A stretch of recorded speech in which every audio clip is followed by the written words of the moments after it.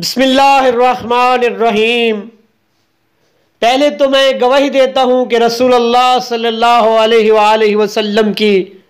بیٹی، اکلوتی بیٹی جناب سیدہ طاہرہ معصومہ مخدومہ کونین فاطمہ زہرا سلام اللہ علیہا حق پر تھی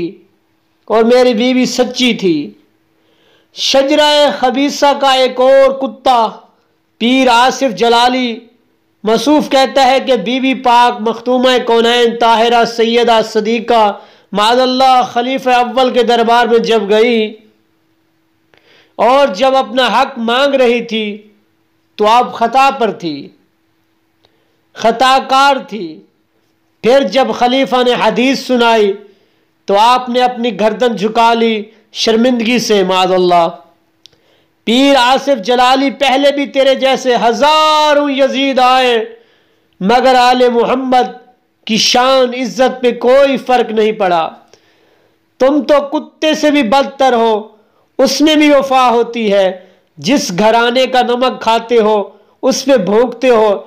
تم تو خنزیر ہو، لعنت ہے تم پر صبح و شام، تمہاری نسل پر لعنت ہے۔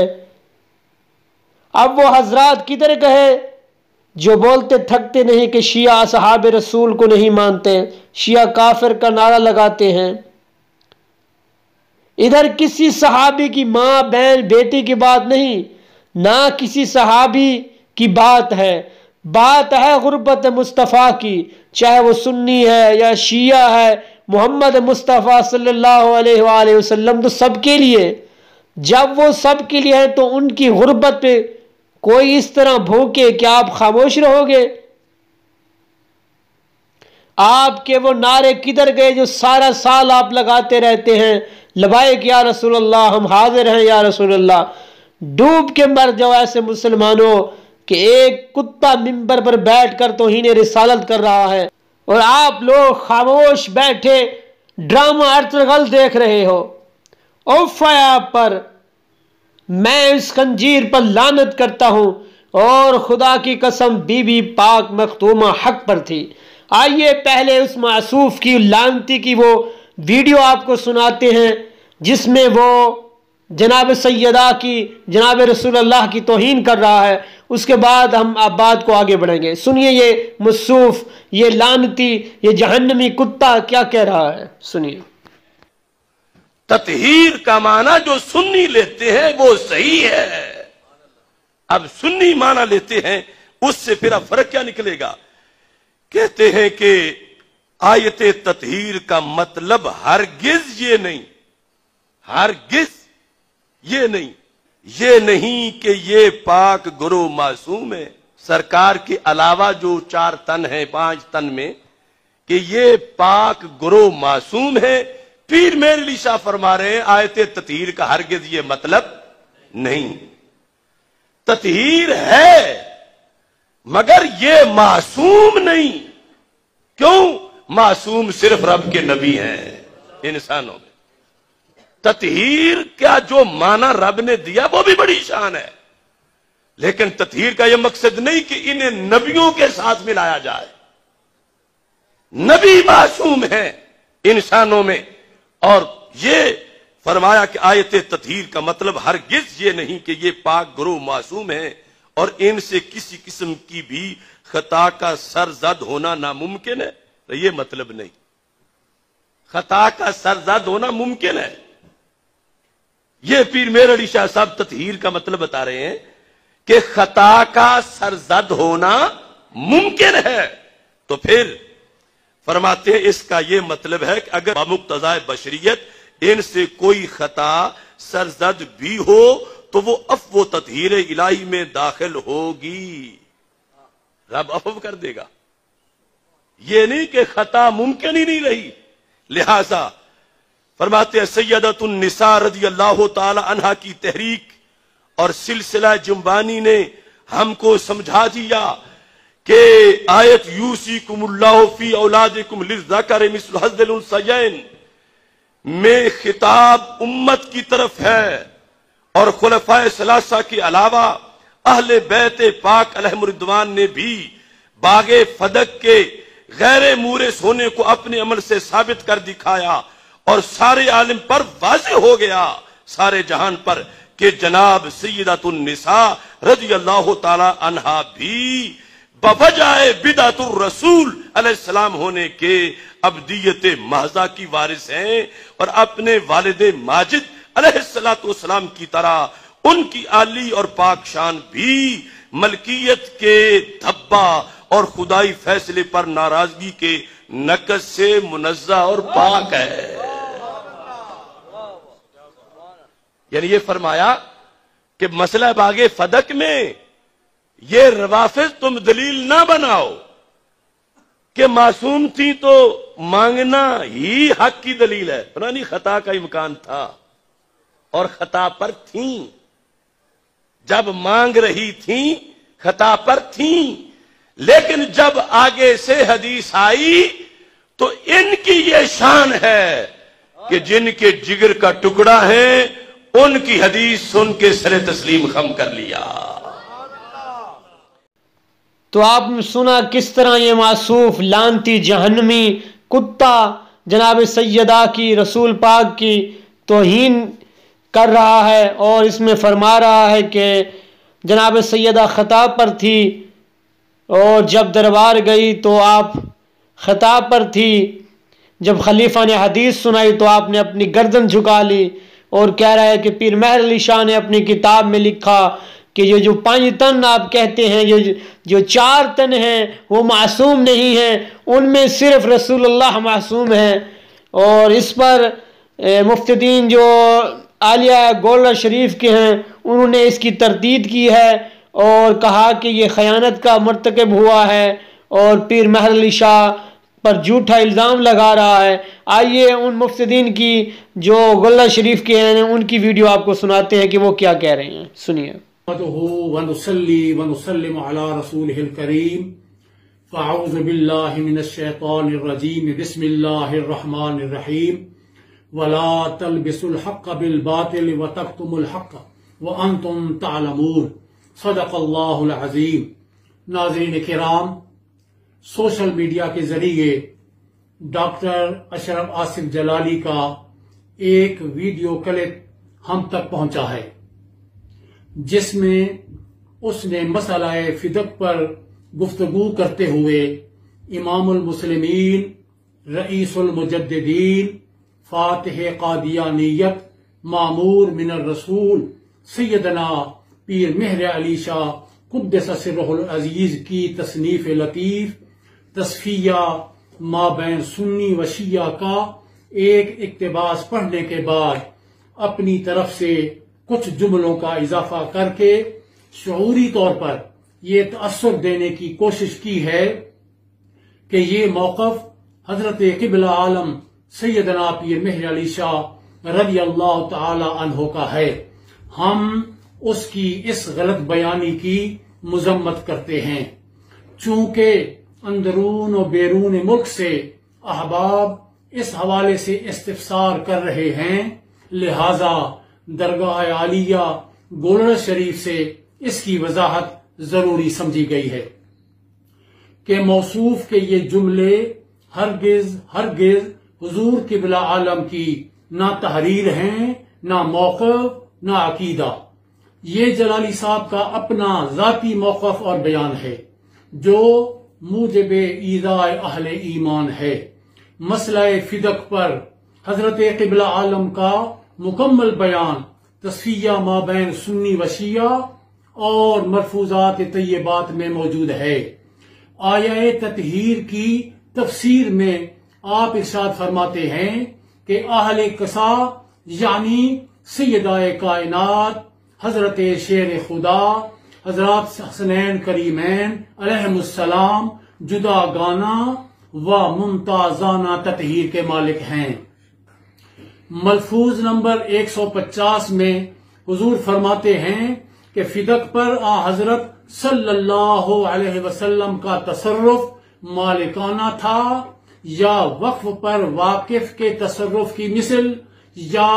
بیت المال پر حاکم کے تصرف کی مثل، یہ امر صحابہ کرام پر ظاہر نہیں ہوا، لہذا بمقتضائے مصلحت اسی امر کو انسب خیال کیا گیا کہ فدق کی صورت اسی طرح رہے جیسا کہ عہد نبوی میں تھی۔ آگے فرماتے ہیں ہو سکتا ہے صحابہ کرام سے کوئی اجتہادی قصور یا خطا ظاہر ہوئی ہو یا باہمی منازعت نے ان کے درمیان صورت کشیدگی کی پیدا کی ہو، لیکن واجب العصمت تو صرف ملائکہ اور انبیاء کرام ہیں، نہ کہ صحابہ کرام۔ ان کے اس باہمی اختلاف کا فیصلہ کرنے کا اختیار ہمیں تو نہیں دیا گیا، اور نہ ہی ہم سے سوال ہوگا کہ تم نے یہ فیصلہ کیوں نہیں کیا، اور نہ ہم اس وقت اس موقع پر حاضر تھے، اور نہ ہی ان کے تنازع کے درمیان بولنا ہمیں زیب دیتا ہے۔ حضرت قبلہ عالم کے اس واضح فرمان کے بعد ہم یہ سمجھتے ہیں کہ ڈاکٹر جلالی کا حضرت سیدہ کائنات کے بارے پوری شدت کے ساتھ یہ کہنا کہ وہ غلطی پر تھیں الیاذ باللہ، زور اور پھر زور دے کر اسے دہرانا ایذائے رسول و آل رسول اور ایذائے اہل ایمان کا سبب ہے، اور یہ سوچ ناسبیت اور خارجیت کی پیداوار ہے جو اولیاء کرام کی تعلیمات کے سراسر منافی ہے، جس پر اعلانیہ توبہ واجب ہے۔ ہم بارگاہ رب العزت سے حضرت قبلہ عالم کی نسبت کا صدقہ سیدۃ نساء العالمین بدعت رسول کریم صلی اللہ علیہ وسلم کی غلامی اور ادب و احترام کا سوال کرتے ہیں، اور جلالی صاحب کا معاملہ سپرد رب ذوالجلال کرتے ہیں۔ وآخر دعوانا ان الحمدللہ رب العالمین۔ تو آپ نے سنا کہ یہ گولہ شریف کے جو مولویان ہیں تو انہوں نے بھی کہا ہے کہ یہ اپنی طرف سے بنا کے پیش کر رہا ہے، پیر مہر علی شاہ کی کتاب میں یا ان کے عقیدے میں ایسی باتیں نہیں، یہ رسول اللہ کی توہین کر رہا ہے۔ خدا کی لعنت ہو جلالی پر۔ آگے ہم بڑھتے ہیں اور دیکھتے ہیں کہ ان کی کتاب جو صحیح بخاری جلد 5 بخاری شریف، اس میں کیا جملے لکھے ہوئے ہیں۔ بخاری شریف آپ دیکھ رہے ہیں، صحیح بخاری صفحہ نمبر 465، یہ آپ نیچے دیکھیں 3093 مسئلہ نمبر پر لکھا ہوا ہے کہ ابو بکر صدیق نے حضرت فاطمہ سلام اللہ علیہ سے کہا کہ حضرت نے اپنی حیات میں فرمایا تھا کہ ہمارا گروہ انبیاء علیہ السلام کا ورثہ تقسیم نہیں ہوتا، ہمارا ترکہ صدقہ ہے۔ فاطمہ علیہ السلام یہ سن کر غصہ ہو گئی اور حضرت ابو بکر سے ترک ملاقات کی اور وفات تک ان سے نہ ملی۔ یہ واضح لکھا ہوا ہے، آپ دیکھ سکتے ہیں کہ فاطمہ یہ سن کر غصہ ہو گئی اور حضرت ابو بکر صدیق سے ترک ملاقات کی اور وفات تک ان سے نہ ملی۔ یہ صحیح بخاری کی 400 جلد 5 کی 465 صفحہ نمبر پر آپ دیکھ سکتے ہیں۔ وہ رسول اللہ صلی اللہ علیہ وآلہ وسلم کے بعد 6 مہینہ زندہ رہی تھی۔ حضرت عائشہ صدیقہ نے کہا کہ فاطمہ علیہ السلام نے حضرت صلی اللہ علیہ وآلہ وسلم کے خیبر اور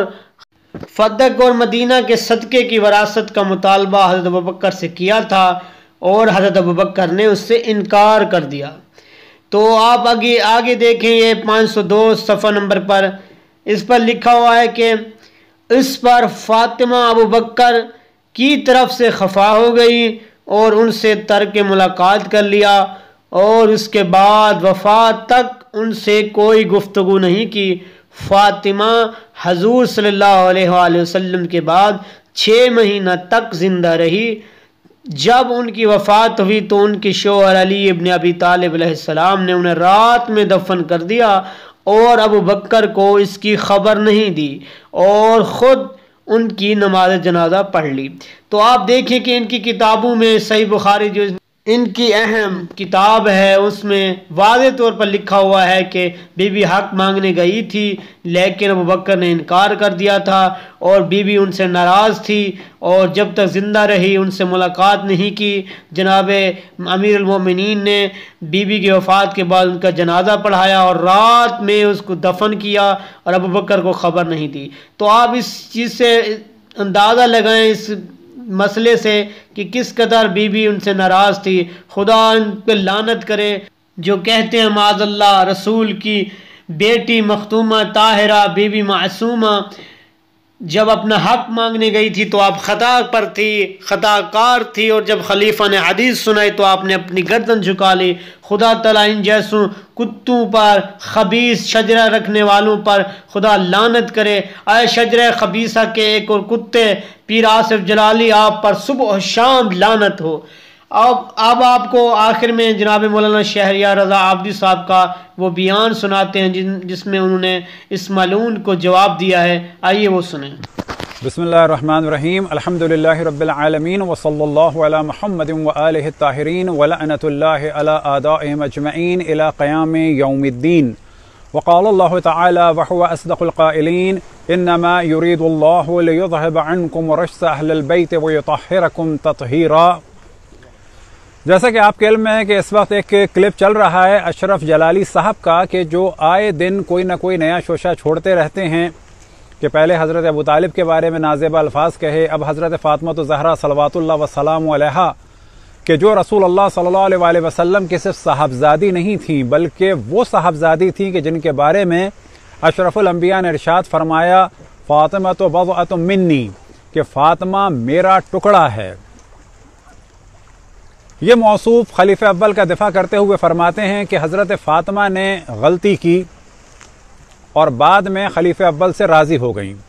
تو یہاں پر ہم توجہ دلائیں کہ حضرت فاطمہ زہرا سلام اللہ علیہا کا حق تھا جو رسول اللہ صلی اللہ علیہ وآلہ وسلم نے ان کو ان کی زندگی میں دے دیا تھا۔ اب جب یہ کہا جاتا ہے کہ انہوں نے جب مطالبہ کیا تو خلیفہ اول نے دینے سے منع کر دیا، اور جب خلیفہ اول نے روایت سنائی تو اس کے بعد وہ راضی ہو گئیں، ایسا قطعاً نہیں ہے۔ پہلی بات یہ کہ جب یہ کہا جائے کہ خلیفہ اول کو رسول اللہ نے فرمایا تھا صلی اللہ علیہ وآلہ وسلم نے اس روایت کے بارے میں، تو یہ در حقیقت توہین ہے خود رسول اللہ صلی اللہ علیہ وآلہ وسلم کی، کیونکہ ان کی ذمہ داری تھی ایز اے نبی کہ یہ مسئلہ تمام مسلمانوں کو بتاتے، اور ایز اے نبی اور ایز اے والد ان کی ذمہ داری تھی کہ یہ مسئلہ اپنی صاحبزادی کو بتاتے، نہ یہ کہ کوئی بھی شخص اس مسئلے سے آشنا نہیں تھا، صرف اور صرف خلیفہ اول ہی آشنا تھے۔ جبکہ خلیفہ اول اسی مسئلے میں پہلے اپنی رائے دے چکے تھے، کہ جس کا ذکر مسند احمد ابن حنبل کی جلد نمبر 1 صفحہ نمبر 4 میں ہوا، اور وہ روایت یہ ہے